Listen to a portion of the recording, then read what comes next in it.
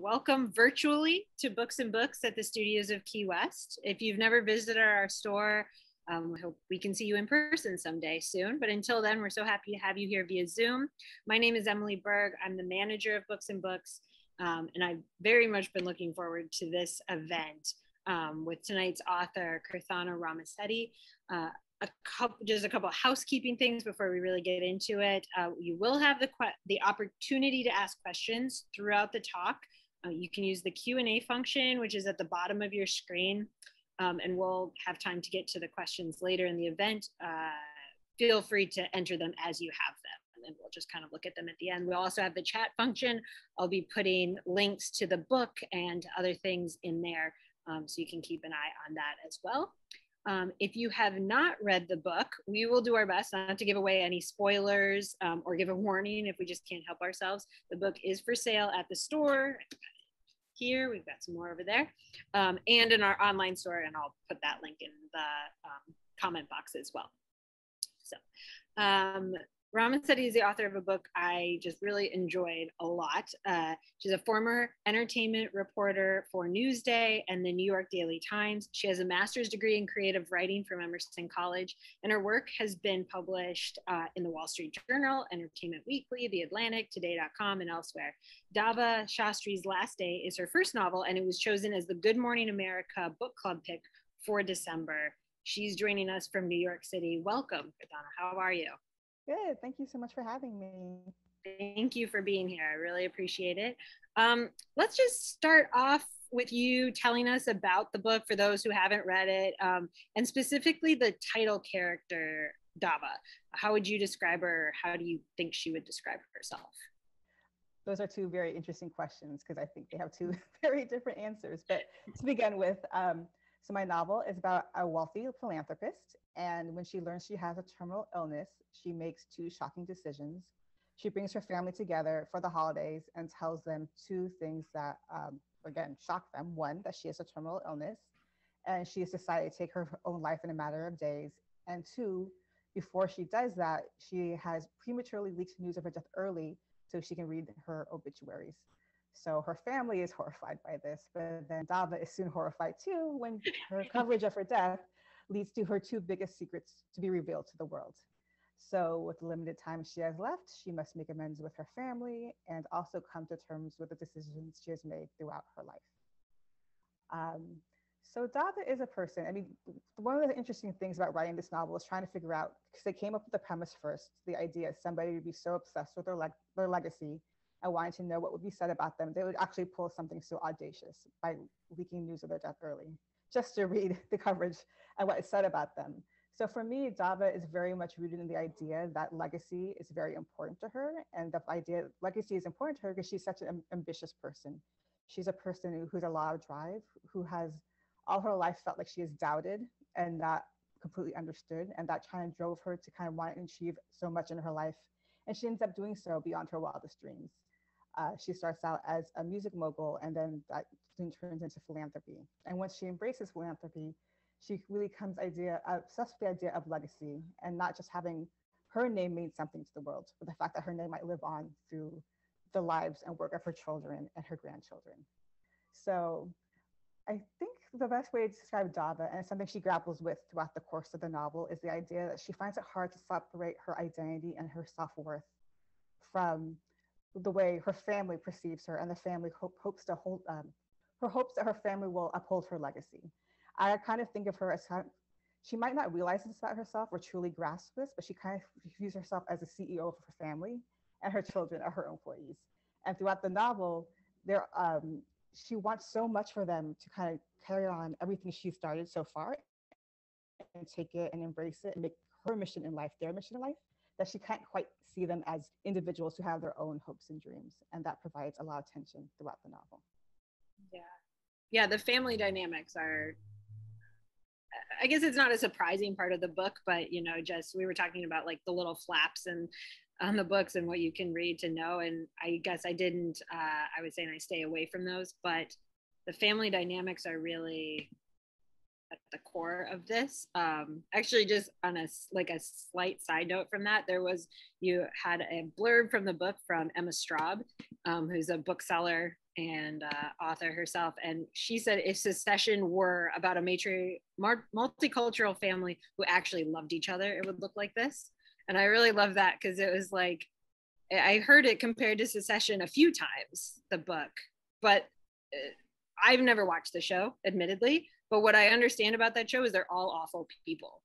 And, and then no one in this book is a really awful person. I mean, at least in my opinion, they're all good people. Dava's a good person, but there is this drive that, you know, that has that going. She is Indian American and a New Yorker, and it seemed to me that New York was an important part of that book. Of the book and of her identity. Can you talk about how both those descriptions influence the character and how you did and didn't write her, and if your own stuff is coming through there, or if you try to separate? In general, I always try to separate my stuff from my characters. For the most part, there are some major differences, which we'll talk about, I'm sure. But in terms of being a New Yorker, I just thought once I decided that Dava grew up in a very small town, and it was a largely white town, and so she grew up with a sense of alienation and a lack of belonging, but she also grew up with a lot of ambition and drive. So I feel like for a person like her, it just made sense for her to want to move to New York City and feel like she can make it there and make her dreams come true there. And I like to think, like, just as I think her husband Arvid is a good compliment for her, I think New York City is also a good compliment for her. It kind of gives her that edge that she really needs to really kind of fulfill everything she wants to do. And I don't think maybe she would have been so successful if she wasn't in a city which kind of surrounded by other ambitious, driven people. So I really felt like it was important to kind of give her a home base of this city, because when you think of New York City, a lot of it you think of as ambition and people wanting to make it here. As an Indian American, what was so fun for me once I came up with this premise and committed to writing this novel is like, if you think about this premise, it's sort of high concept, and you don't really think you'd ever see an Indian American woman at the center of a novel like this, let alone an older woman. Dava is 70 years old at the start of the novel. And so I really embraced that. I just thought there's no reason why a novel like this couldn't have an Indian American matriarch at the center of this story. I thought, why not? There's no reason not to. So that's one of the things I was really fulfilling about it. And for Dava herself, again, she grew up in a small town. She's an only child. Her parents are immigrants from India. So her only connection to her culture is really through her parents. She doesn't have connection to her relatives or a larger Indian community or to her homeland itself. So a lot of what Dava grapples with in terms of her identity or her heritage is not feeling that full connection.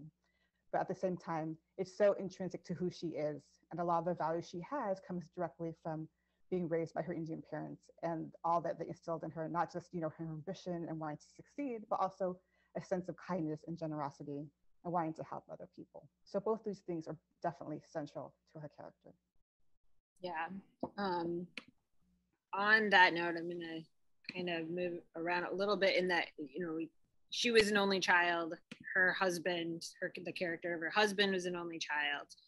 And then they have these 4 children who are kind of coming together. And the book is a lot about them and especially about their dynamics.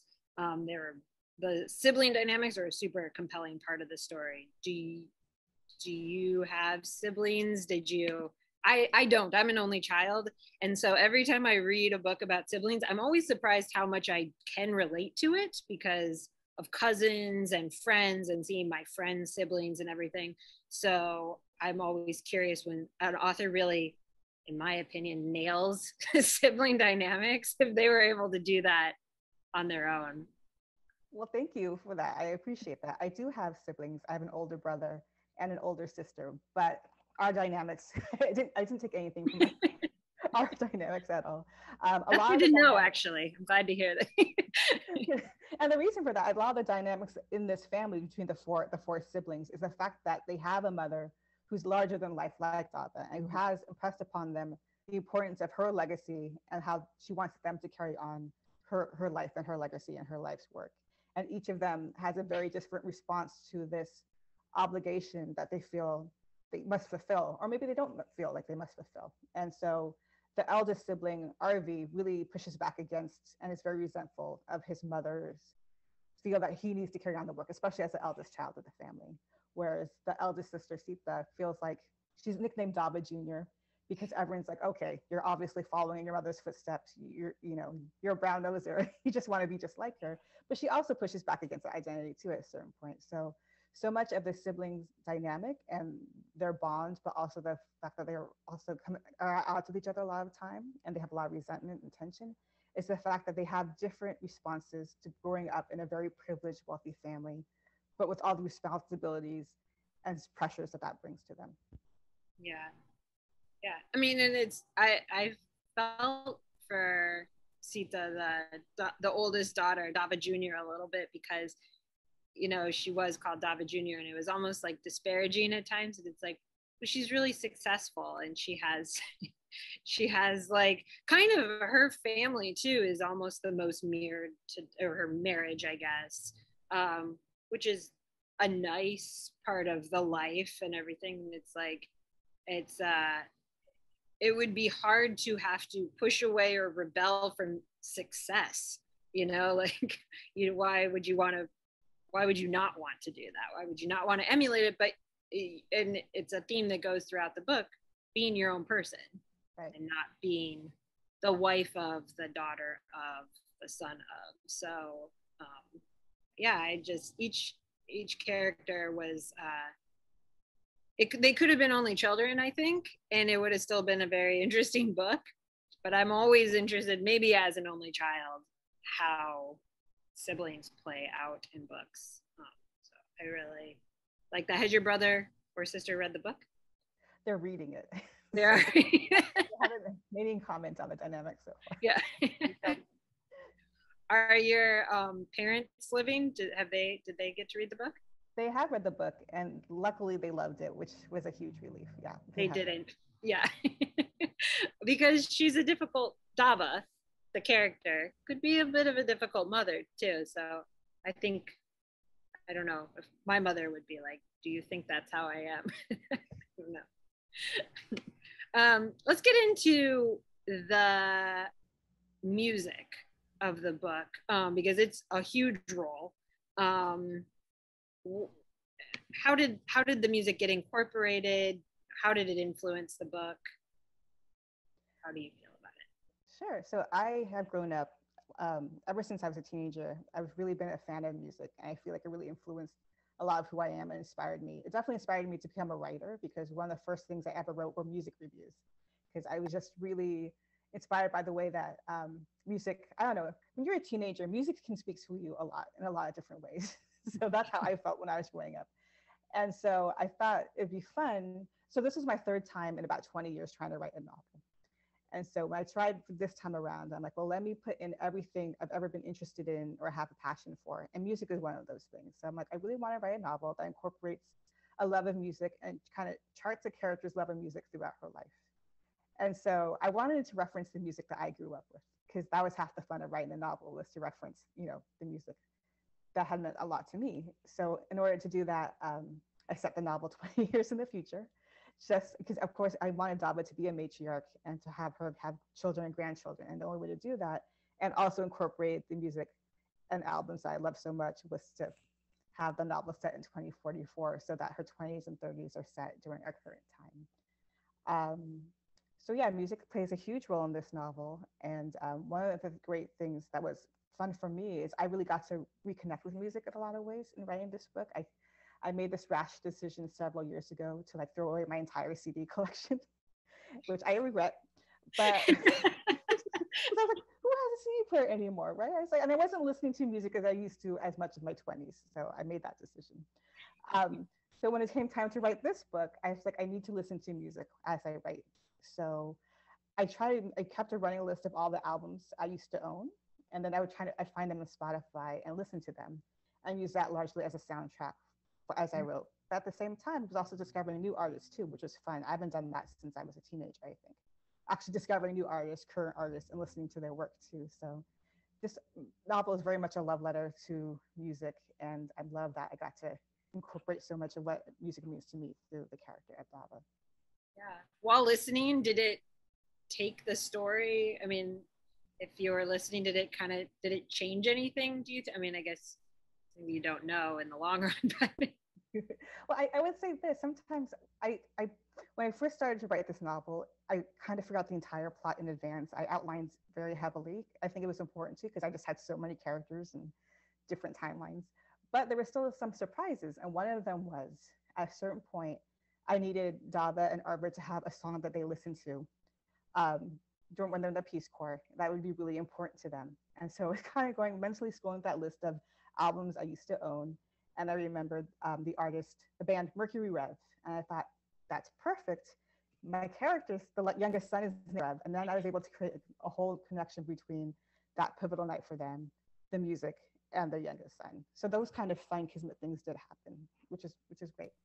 Yeah, that's really fun. And I think that it shows in the work and that it's very organic and the music comes up appropriately. And I guess, maybe it helped too to make her a little bit more relatable too, because we're listening to the same, even though it's in the future and she's this billionaire, we're all listening to the same music when we're, if you're born in roughly the same time, the same year, everything. Okay. And tell us about the song a little bit, because from this, a song was produced that you wrote. Yeah, I would say, that's one of the most crazy, amazing things about writing this novel is I actually inadvertently wrote a song as well. It seems hard to do on purpose, let alone inadvertently. So as I was writing the first draft of the novel, I was working on the lyrics to a song called Dava, which plays a very important role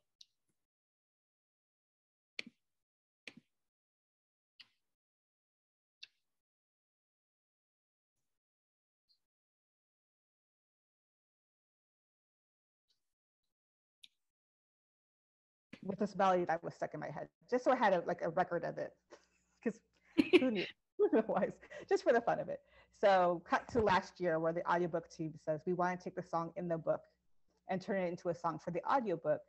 Do you have any ideas for it? And I said, actually, I have this melody. I can send you the iPhone video of me playing and singing the song. And I'm not a singer or anything. So I sent them the clip and they turned it into this beautiful, gorgeous song. And I can't believe it.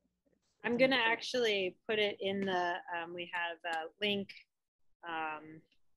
that you guys can click on later. If you go to it now, it'll take away the audio, which happened to me for half a second here. So afterwards you can do that. But it is a really beautiful, who is it that recorded the song?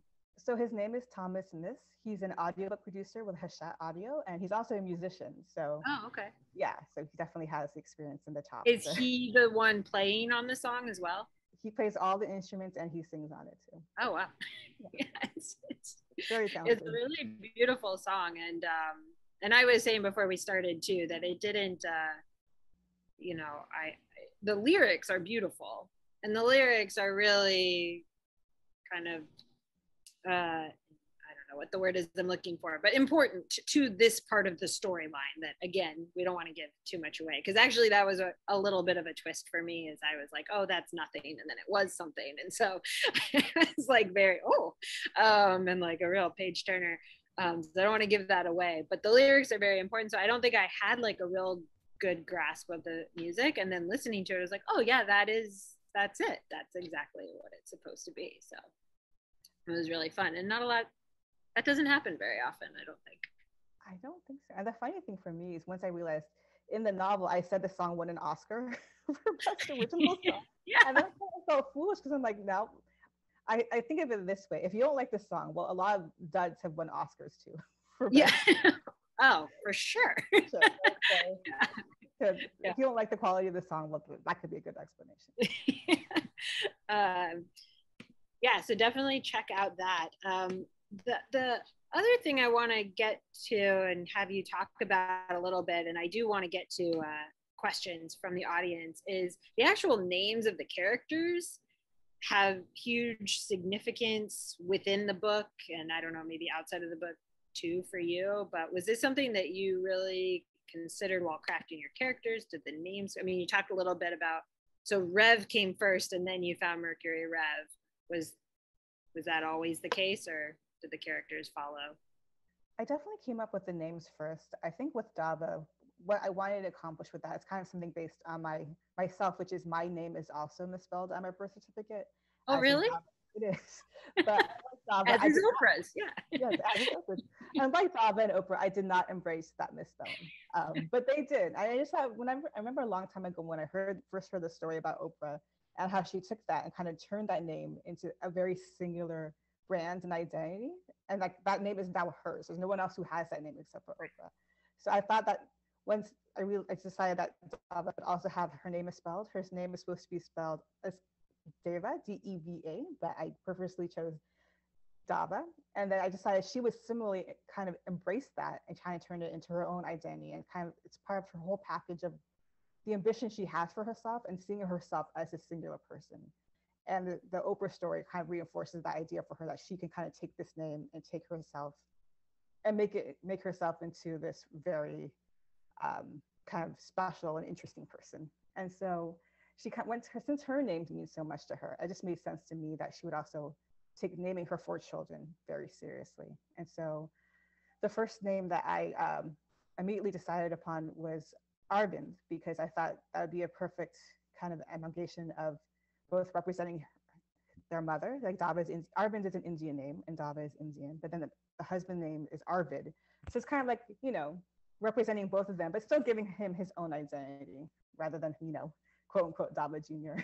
So I think she also wants her children, as much as she wants them to carry on her legacy, she does want them to have their own individual identities. So each name kind of came out of, actually the interesting thing for me is I didn't know that I would, throughout the novel, have Dava sit down with each of her children and kind of tell them the backstory of the names. That kind of happened organically. But once I think it happened with Rev and Kali, I'm like, well, it should happen for Sita too. Like everyone deserves to know, the story behind the names.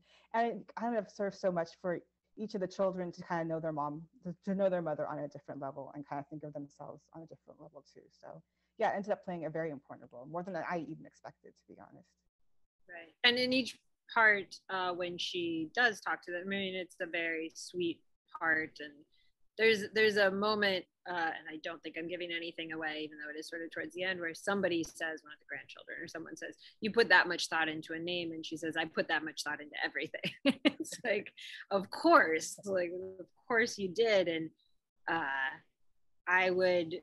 My mother is not a billionaire, nor was my father, but I would suspect that it would be, that they felt some distance, or, there's a lot there's a lot dedicated in the book to her working life as a mother when the kids were young and everything. And I think that each one of those stories was very kind of endearing, in that, I don't know if that was it sounds like maybe it wasn't necessarily the intention, but that, she did put thought into these children, and she did want for them, and not just want them.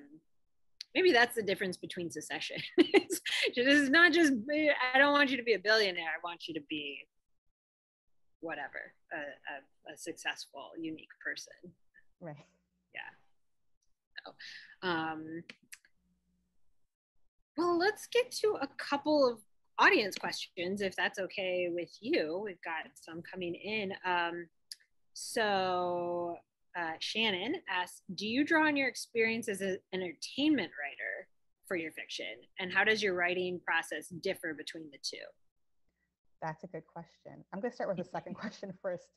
As an entertainment reporter, I worked as an online entertainment reporter for Newsday and the New York Daily News. So the difference is I probably wrote between 5 to 6 news stories per day. So it's just like, get it done, get it done, get it done. Like deadlines were always looming. You didn't have to kind of think too much about it. You just kind of had to like go.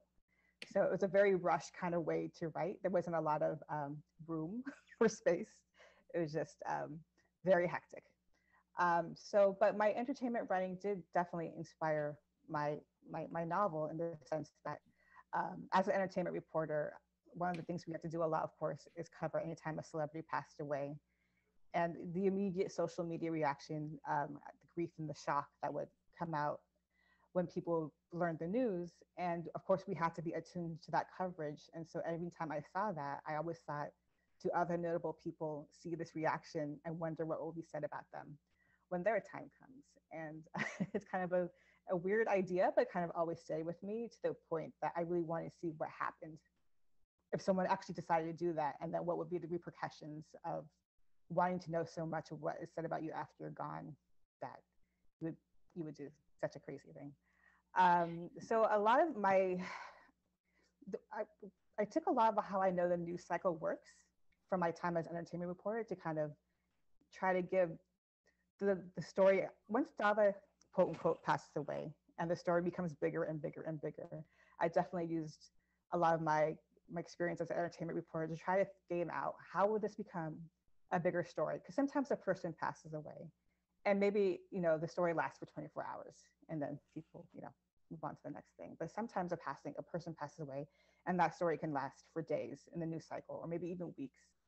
And I was trying to figure out the story. I realized Dava definitely needed some secrets to come out, and the way they come out and the nature of those secrets is why the story extends beyond 24 hours in the news cycle and becomes such a big deal, and really forces her to kind of rethink her life and her legacy as she kind of reads the coverage and what is said about her. Mm-hmm. Yeah, it's interesting. I started the book and it was like Betty White died and Bob Saget and all these things. I was like kind of, yeah. And it's, you know, they say they die in threes, but you know, it's like, it's just interesting, this outpouring of love when anybody, not just a celebrity, dies. But and you can kind of understand that. Was it Huck Finn or Tom Sawyer that wants to sneak into their own funeral? Or it's like, yeah, you want to see that, but with celebrities, people are looking for something else too. You know, it's bigger scale. Yeah. Shweta, and I'm so sorry if I mispronounced your name. Did anyone in your life inspire the character of Dava or any other characters? No. No. Which I think anyone who knows me might be relieved. But I really like the idea, especially with this novel, of just coming up with characters whole cloth. And all of these characters were just born out of the premise I came up with. And once I came up with this family who are very wealthy and very privileged, and just the idea of growing up with being torn between a sense of familial obligation and a sense of wanting to carve out their own path, all the characters were really born just out of the premise.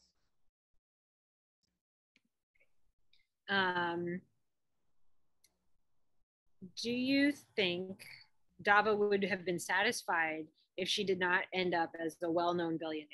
Knowing how ambitious and driven she was, she would have been happy. Could she have ever been happy with a normal life? I have an answer, but I'll let you go. That is a good question. No one's ever asked me that before. I don't think so. I think she had very outsized dreams for herself. And I don't think she necessarily ever thought she would become this billionaire philanthropist, but I think she just wanted to become something. She wanted to make a mark in the world. She wanted to be recognized. She wanted to be recognized for doing something that was important to her. So I think if she had a normal life, even if it was a happy normal life or a stable normal life, I think it would have nagged at her a little bit that she didn't kind of fulfill all this deep ambition she's always had ever since she was young. Yeah, that's what I would have said. I mean, I thought a lot about altruism throughout when I was reading the book, and like, you know, she does all these great things, but she's not shy about wanting to leave a name for herself. The Rockefellers play, you know, are on her mind, is like, and also being in New York, you know, it's like you want a legacy, but if you're going to do that, why not do good too? And what does it matter in the end, as long as good is doing? So I shouldn't argue with authors about, well, I think we're on the same page, but I like, you know, some people wouldn't be, you know, and maybe some of the kids would be, but I don't think that Dava would have been. Of course, it would have been a very different, you know. The other thing too that I really liked about the story is whenever, if you're reading a book or watching a show and it's about a very rich person, it's like, did they stumble upon the wealth or did they earn the wealth? And she definitely earned it. I mean, that's not a secret. That's not giving anything away. And that's maybe she would have used it the same. I don't know. What do you think? Would you have ever made that decision for her to just win the lottery or something? Again, it was really born out of her character. One of the things that kind of inspired me right before I started writing this is I watched a documentary about a famous rock star who has passed away. And so his widow was speaking about the idea that she admitted that he had cheated on her quite a bit throughout their marriage. And I got really upset on her behalf because I know she has basically dedicated her life to upholding his legacy. And I don't think he would have done the same for her if the roles were reversed. And that's kind of my whole concept of like not wanting to be like the wife of anyone, but wanting to be self-made and known for being self-made. It definitely was kind of inspired by that idea of not wanting to just be someone who married into money or somebody, or won the lottery, but she actually worked for every penny. And that's why, again, it really fuels her ambition and her strong sense of self. And the fact that, as you mentioned, she's unapologetic about the fact that she's successful. And she wants people to recognize that she's successful too.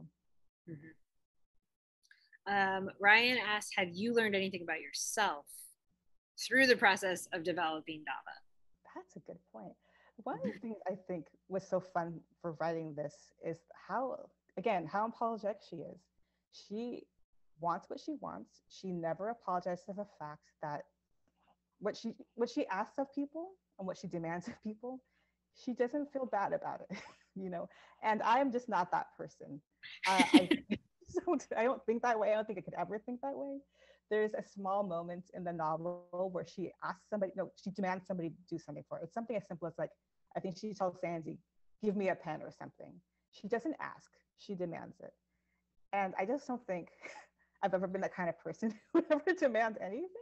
But maybe you should. Maybe there's something to be said about Dava is a very complicated character. She's not, some people might not find her likable, but she's very much her own person, and she's very unapologetic about what she stands for. And a part of that is just being kind of a forceful personality. And so maybe there's something to learn from that, to be more assertive and kind of just ask for what you want and not be apologetic about it. Was it important to you to have her be likable in any way? Because she kind of, for me, she's sort of up and down. And sometimes you're like, oh no. Sometimes you're like, oh, okay. Yeah. I don't think it was important. Yeah, I don't think it was important for her to be likable. I think I wanted people to understand where she was coming from, and not. I completely understand if people disagree with her choices because she made some very interesting choices. But I think it's always more interesting when a character is complicated and does things you don't expect, and sometimes is unlikable, because I think none of us are just one dimensional. We're all three dimensional, and I think it's much more interesting to read about people like that. Yeah. I mean, you kind of touched on this a little bit with the music. Someone's asking what made you decide to write the story in the future. Obviously, the music was a part of that, but you got to play with other stuff too, like climate change and coming out of the pandemic someday. It was kind of hopeful. It was sort of nice being like, oh, 2044, that doesn't seem so bad. So I enjoyed that part of it. What was the music like the sole purpose in the beginning and it expanded, or how did that work for you? Yeah, the music was the sole purpose. I mean, when I first started writing this novel, I was writing it for me. It was a passion project that I didn't know if it actually got published. So I was very much a stickler for keeping it 20 years in the future, because I just really wanted to keep those musical references. But once I decided to commit to that decision, which I was admittedly odd, and I knew I had to make sure to justify it in some way. And part of it was just the idea of, if I'm going to set a novel 20 years in the future, I really have to address climate change, because it's definitely going to be an important issue. It's important for us now. I can't even imagine how important it's going to be 20 years from now.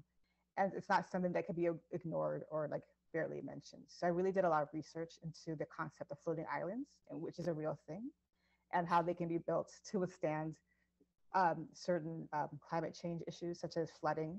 And so once I incorporated that research in, and it kind of incorporated I did some research into what technology trends are supposed to be in the future. For example, everything is voice activated, supposedly. That's what they're predicting 20 years from now. So I tried to touch upon that. And then the big surprise to me, of course, was then, I should mention, one of the reasons it's set on a private islands is that I wanted to address a lot of, the fact that it's set in the future, but I couldn't really predict everything that would happen 20 years from now. So by setting it on a private island, I didn't have to really worry too much about predicting what life would be like, and kind of just kept all the action in the present day narrative in one place. But in terms of the pandemic, so I wrote this novel before the pandemic. And so once I had a book deal and I was revising it, I had to find a way. I, I had my book deal in spring of 2020. And so as I was revising it, we were still very much in the pandemic. And I still had to figure out I couldn't ignore it, because especially Arvid passes away in 2020. That was something that always happened before we even knew a pandemic was going to happen. And I couldn't change the timeline. I couldn't change when he died because everything was so specific. I tried out a timeline for the entire chronology of Dava's life, and it was too hard to change things around. So I had to have his death happen in 2020, but at the same time, I didn't want it to kind of get bogged down in the pandemic of it all. But I had to still, touch upon it. So actually, it would kind of help me come up with the idea of Dava even creating Beatrix Island in the first place was a direct result of living through a pandemic and wanting to give her family space and a place to be where they can feel safe. So it ended up being something weirdly beneficial to my novel, but kind of adding that element as well and being able to incorporate it without being too heavy-handed about it, I guess you could say. Yeah. You already sort of touched on this too, but we also have a question about your writing process, how that differs and everything. But it sounds like you had a very specific timeline, if I'm following this correctly. And I have to say, I really appreciate that in a book, in a novel, especially when it's converging timelines, because it's it just takes you out of it when you're like, well, wait a minute. Like, why is this? And every time a question popped up, again, I'm really trying not to give anything away, but I was appreciative of, like, specifically Arvid's death. And then, like, it was acknowledged that's hard when people, it's hard when anybody dies, but especially I think in early 2020, people died of cancer, people died of car accidents and everything. And then it's like, then the whole world shut down, and that family still had to deal with that. And meanwhile, a whole bunch of other people are dying. You can't even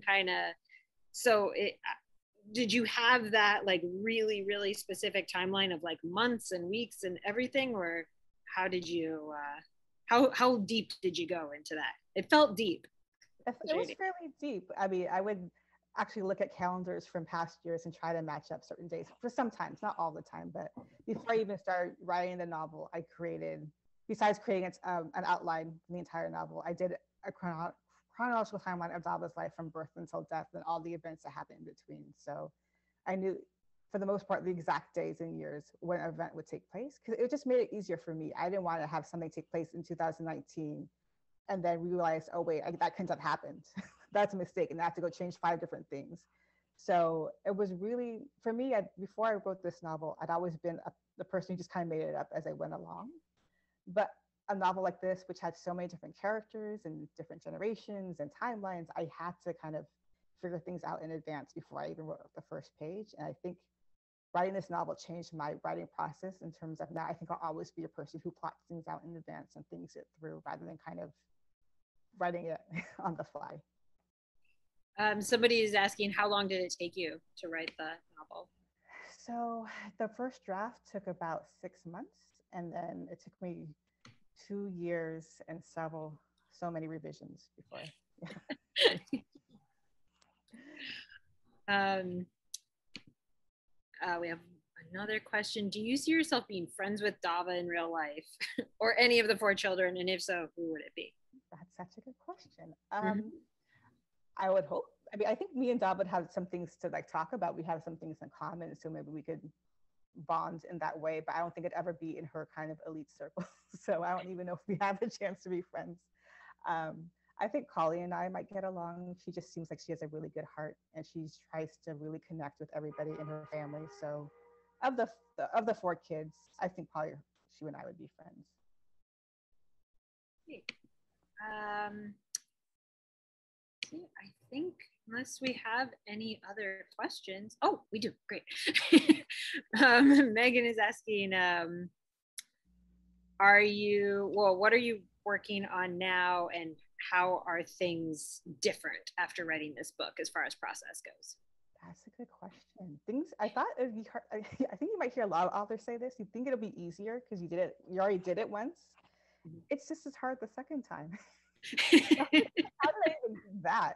And now there's an actual deadline. With that first book, no one's expecting it, so you can take your time and kind of, figure things out on your own. But now there's like this looming deadline where you have to kind of get it done. So I am currently working on a second book with Grand Central Publishing. I think what I can say about it, I think, again, I'm very much a pop culture person that I incorporate that into a lot of my writing. So I kind of think of it as a pop culture detective story. And what I like to say is if you've ever gone down an internet rabbit hole at 2 a.m. trying to find out about a certain topic, then this novel might be appealing to you because there's a lot of that in this novel. But yeah, writing is not easier. Writing has gotten, I feel like it's just as hard as the first time. But the one thing that has changed, I am outlining in advance, but the weird thing that I'm doing is did for this novel is that rather than outlining the entire novel in advance, I kind of outlined a few chapters at a time and then wrote those chapters, then outlined a few more chapters. Kind of more like, it's kind of like, if you've heard the terms pantsing and plotting, it's kind of a amalgamation of it too. So I think probably every book will be different for sure, but yeah, definitely figuring it out with this one.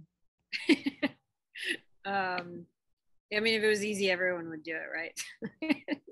That's how you know that you're supposed to be doing it. All right, we've got another one. What made you decide to create and foster the realistic friendships between, because there are some sibling dynamics which we talked about, they sort of pair off here and there. Rev and Callie, Sita and Arvi, Sita and Callie, Arvi and Rev.